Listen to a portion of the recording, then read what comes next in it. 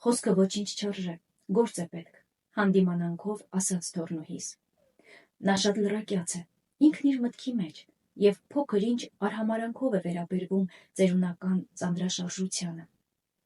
Օր ու գիշեր խոսում են, մեջն ինչ կա, երբեմն մռթմռթում է նա։ Ես դեռ տխրեցի նրա ճշմարտությունից, հետո ուշացած մտաբերեցի. աղջիկս հղի էր, իսկ վիճակը մեր անձուկ, ճամփու վրա, Հայաստան էինք գալիս հեռուներից։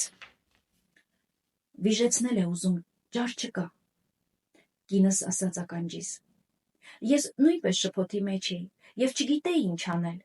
ու առանց ուղեղիս միջամտության և չգիտեմ ինչու և ինչ նպատակով, ինքս համոզված չլինելով ասածիս նպատակահարմարությանը, ակամա արտաբերեցի մի բառ. ծնիր։ Եվ ծնվեց թոռնուհիս, ու հիմա իմ առջև եռանդուն պարում է իմ միակ հատիկ բառը և արհամարհում է աշխարհում ասված ու ասվող խոսքերը։